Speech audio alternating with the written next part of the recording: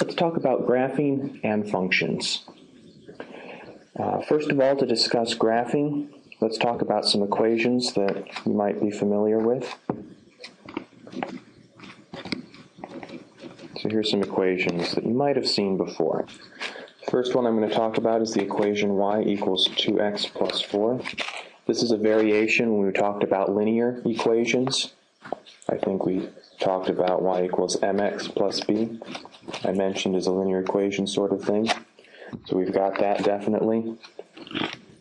Then I also have this one, y equals x squared plus 4. Let's not do plus 4. Let's get daring.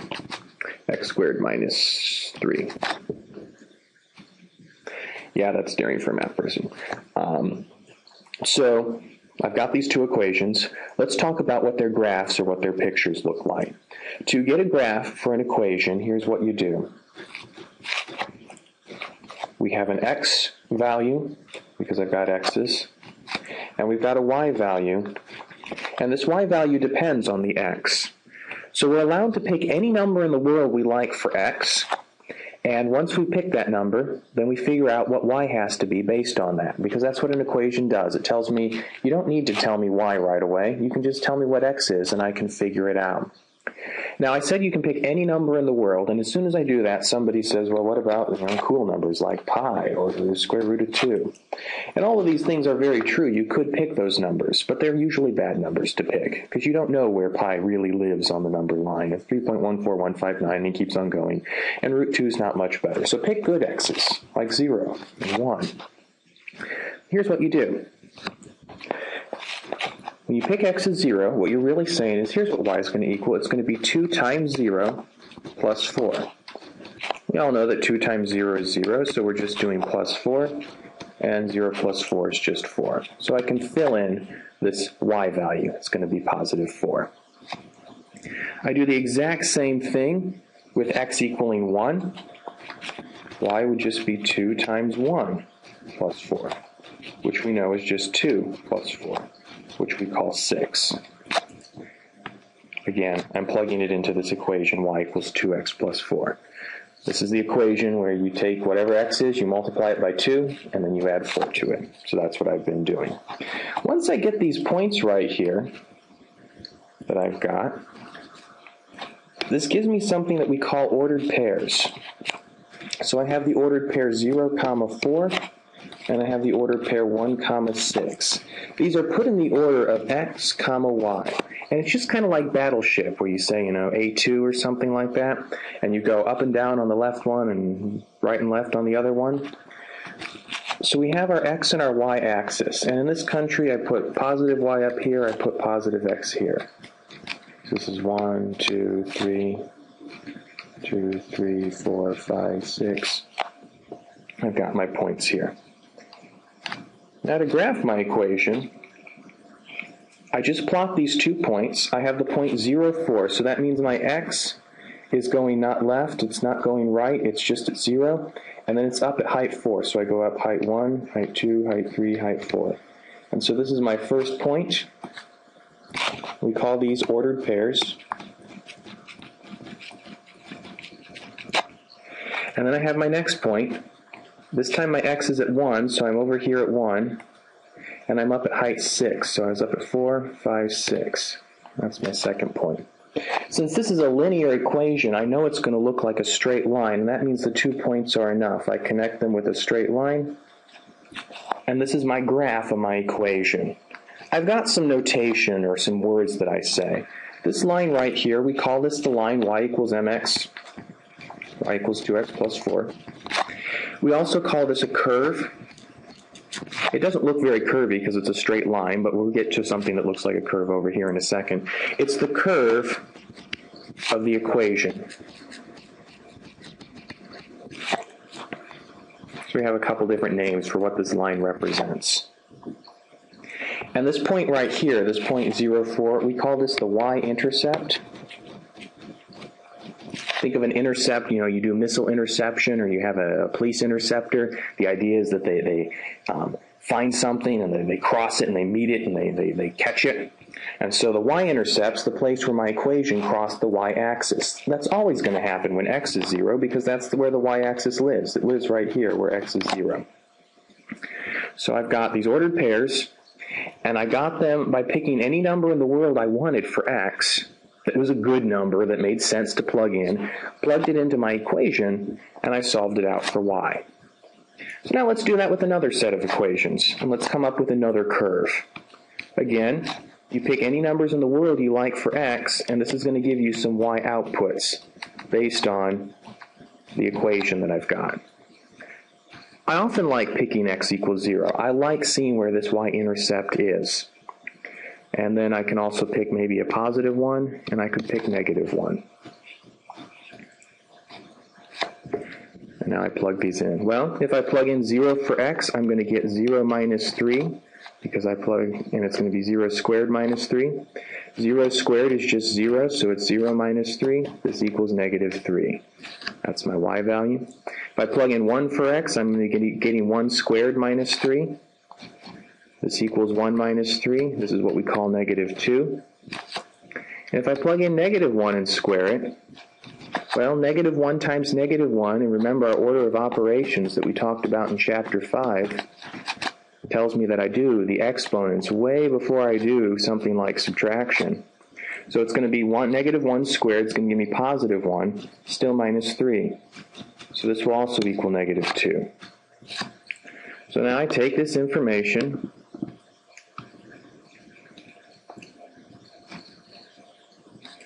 and this gives me my ordered pairs. I've got the x is 0, then y is negative 3. When x is 1, y is negative 2. When x is negative 1, y is still negative 2. And so this gives me my points.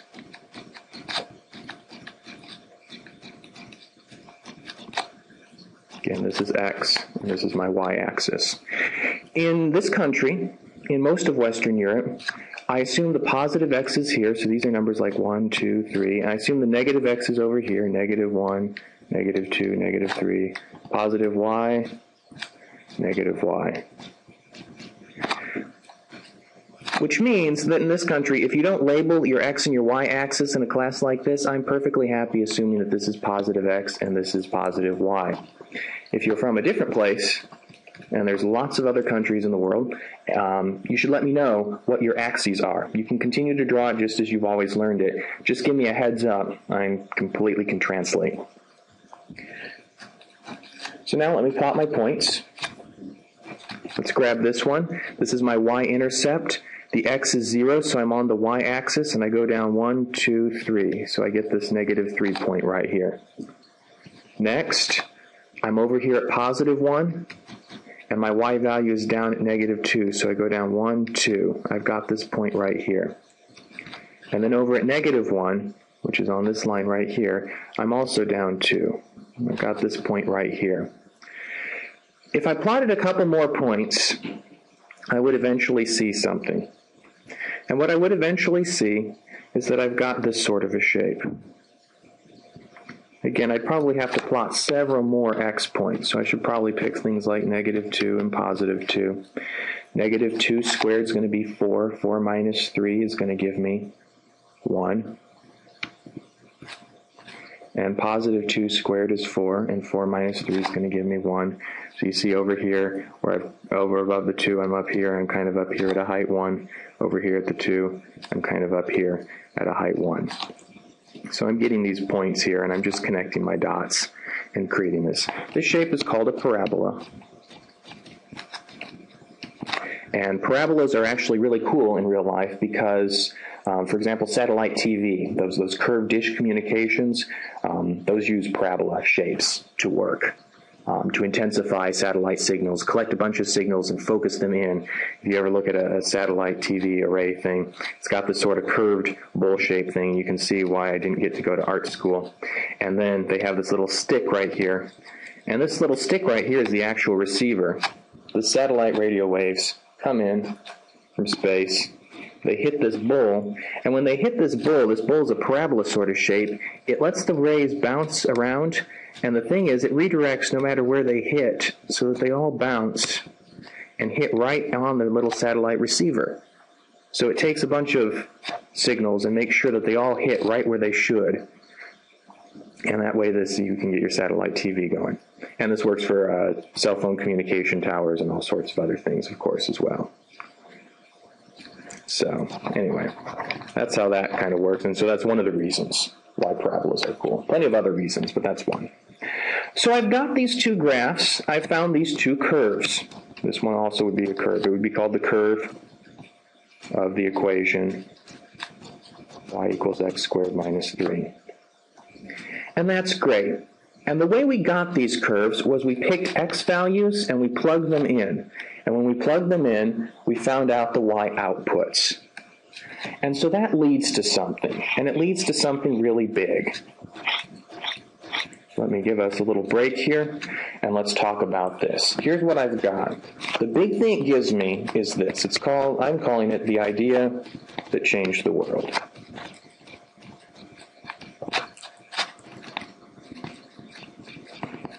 And the thing is, while I like to be a little bit dramatic, I'm not being too dramatic here. I'm pretty much telling the truth. Here is the idea that changed the world. Watch carefully. Y equals 2x plus 4 becomes f of x equals 2x plus 4. The idea that changed the world is called function. And what function is just a formal notation. Remember, math is sort of the language of science. It's how we convey scientific ideas and logical ideas by boiling away all the fluff. That's what our logic sections were. So the idea of function is this. A function takes things and reduces it to an input called x. And that's this part right here. This is what we call the independent variable. Variable just means something that can change, and independent means it's free. And that makes sense, because what were we doing here? X was free. You got to pick what X was, and you could pick any X's you like. And then we have an output. And we're not calling that output Y anymore. That output is f of x. You've often probably seen the equation f of x equals y. This is true. They are equal. It's the concept, it's the philosophy behind f of x that makes this such a radical idea that could change the world. We have an output called f of x, and this output is my dependent variable. Again, it can change depending on what happens to x, but it's dependent. It's stuck. Where x goes, f of x has to follow. So let's talk about some other features of this f of x, and let's see how it works. One thing, we write f parentheses x, but what we say is f of x. This is not, I can't stress this enough, not multiplication. We are not doing f times x. This is not understood as something separate. This is one single thing. You can't go dividing both sides by x. You can't go dividing both sides by f. You can't multiply by 1 over f or any of the other crazy equation solving stuff we might have talked about in chapter 6 or 5. This is one single thing, f of x. The f part is the name of the function. We call most functions f because f for function, but other common things might be g of x, h of x, k of x. We use all sorts of letters that are close to f in the alphabet. We like to keep the later letters in the alphabet, like x, y, and z, as variables. We like to keep things around f free for function names. And we like to keep the letters at the beginning of the alphabet, like a, b, and c, free to use as constants. This b right here stands in for any sort of letter, or number rather, and here this b was standing in for number 4. So we use letters at the beginning of the alphabet, like a, b, and c, for constants, we call them, things that are going to be replaced by a number. We're just using this so that we don't have to write mx plus 1, mx plus 2, mx plus 3, mx plus 4 in the little equation box. We let b stand in for any number, but we know it's going to be replaced by a number, not like x, which notice stayed x throughout the whole thing. That's just a little bit about why in math we choose different letters for different things.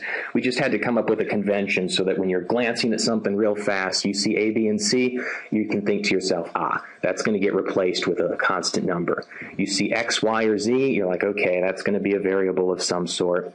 You see F, G, H, K, you can be thinking, all right, these guys are probably function names, especially if they have this parentheses x right after them. And again, these are complete things right here. You can't pull them apart.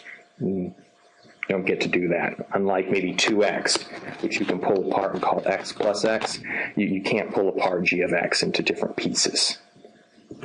So I've got this function going on here. I said it's called a function. And what happens is that the input, called x, which is my independent variable, gets plugged into my function, and then I figure out how up or down, how far up in my y-axis my f of x output is going to go. And this creates a relationship. So let's talk about my equation, y equals 2x plus 4. We've just finished graphing it up here. So we've already got its graph, we already know what it looks like, and we already know some information about it. We know that if I plug in 0, I'm going to get 4. And if I plug in 1, I'm going to get 6. So let's pull this down here. 0, 4, and 1 and 6.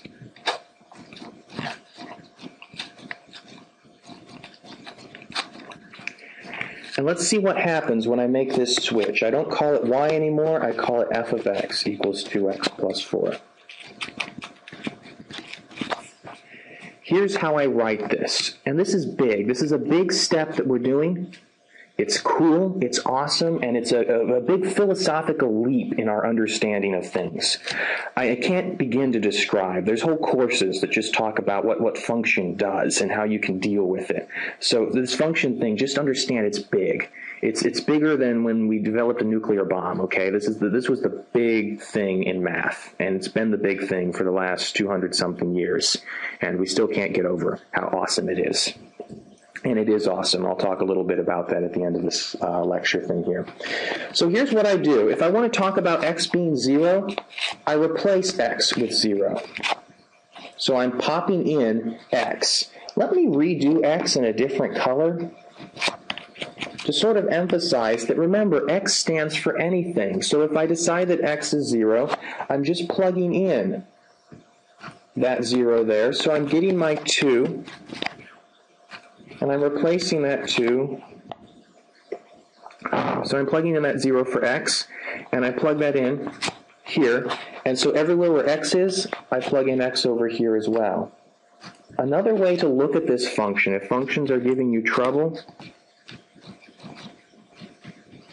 for a second, don't think f of x. Think f of box equals 2 times whatever you put in the box plus 4.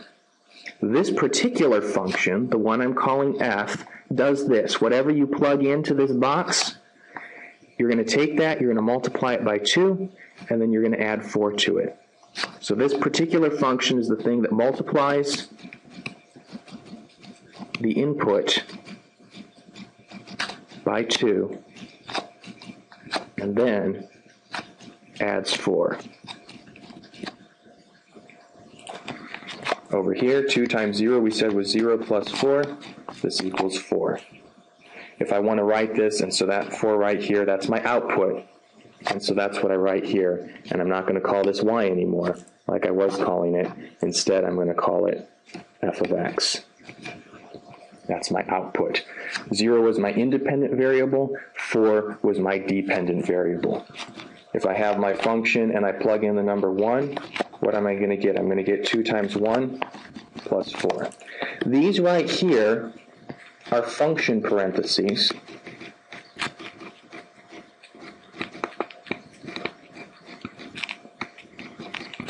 This right here is multiplication.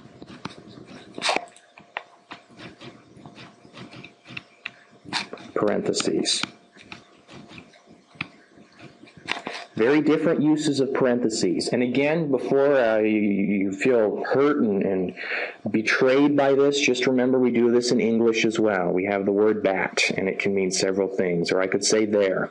And without more context, you'd have no idea which one of the three theirs I was talking about. But with context, it's not a problem. If I say, there goes a bat, you know it's T-H-E-R-E. And probably, if I say there goes a bat, that even tells you that bat was probably a flying thing, unless we're at a baseball game maybe, in which case I say there goes a bat, and you know that somebody didn't hit the ball, and so they tossed the bat away in anger.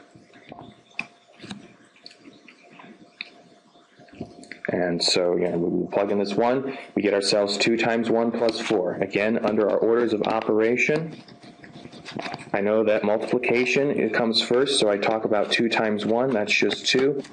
There's still the plus 4. 2 plus 4 gives me 6. 6 is my dependent variable. It's my output there, and I get my 6. So I get my function.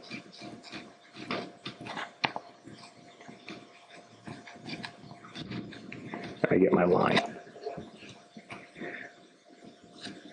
You can always tell a function by its curve, because some things are equations. Equations versus functions. Functions and equations are almost the same. Equations just have to have an equal sign. You can even often find curves for equations. Functions have this f of x, or g of x, or h of x. The idea is they have this f of x business going on. They also have an equal sign, but functions have something else. They have the idea of a clear relationship, and the way you test for that clear relationship is called the vertical line test. So all equations do is they just have this equal sign. That's all that is required for an equation to be around. Functions have a little more conditions on them. They're a little more of an exotic creature. The vertical line test says this. If a vertical line crosses the curve, remember the curve is what we call that shape that we graph. So right here, this line right here would be my curve. If a vertical line crosses the curve in more than one spot, more than one place, that curve is not a function. That's because functions have very clear ideas that for a particular input, you better be very, very sure what your output is. So let's look at 2 things. Here is x squared plus y squared equals 4. You don't talk about this too much in this class, but maybe you remember it from high school geometry. I'm just using this as an example. This is the circle. It's the circle that has radius 2, and it's centered right here in the center. So here's the center of my circle, and here's my circle. It's got this radius r equals 2. On the other hand, I've got my parabola equation, which I'll now convert to a function. F of x was x squared minus 3. And when I drew that,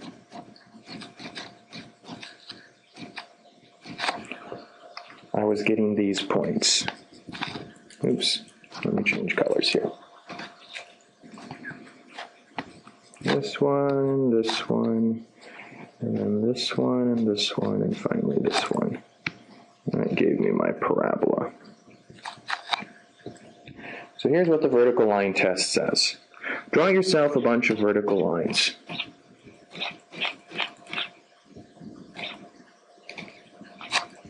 When you draw your vertical lines, see how many times your vertical lines cross your graph. Over here on this side, it only ever can cross once. You can't draw a vertical line that crosses my graph more than once.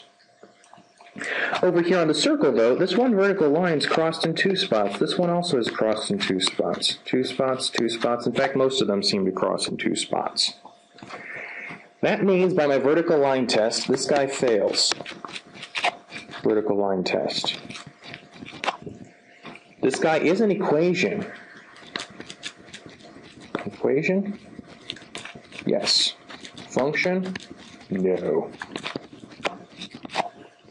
This guy, on the other hand, of course he's an equation, because I could write y equals x squared minus 3. In fact, I did just a little bit higher up when we first solved this guy, up here. But he's also a function. Also a function. And he's a function because this vertical line test, what it's really doing is it's saying, vertical lines give me pieces of information about the x-axis. They say for this x value, what's the y value? Well, it's this one right here. For this x value, what's the y value? Well, it's the one right here. For this x value, the one right here, what's the y value here? For this x value, here's my y value. It's giving me specific information, and when a vertical line test only crosses one part of the function, it's saying for every input x, there's a special y output. So all the vertical line test says is that for each input x, there is a special y output. If you were reading another math book, they would call it a unique, because it's one of a kind. This guy doesn't have unique ones. For this x value, I could be up here or I could be down here. For this x value, I could be up here or down here. Function doesn't care. This equation doesn't care. And that's what makes him not a function. So to end this lesson, let me talk a little bit about what we did again as an overview, and then say something about functions. For equations, you can have this equal sign, and that's nice, but functions have this higher criteria on them. This is this bigger restriction, and that is that functions have to be able to have not just an equal sign, they have to pass this vertical line test. The cool idea about functions is that it's how we live our modern life. Computers are functions. You type a particular input into a keyboard, you get a particular output. It's the change in concept from just equations to talking about functions that led to just about every advance that we've got. There's a guy named Alan Turing. He's one of the inventors of computer science and stuff, and, well, Xboxes, I guess, are the most important invention that he kind of led to. He also helped the British break the code in World War II. And you can go into Wikipedia and read all about him. Very fascinating guy. And he was one of the big people who talked about functions.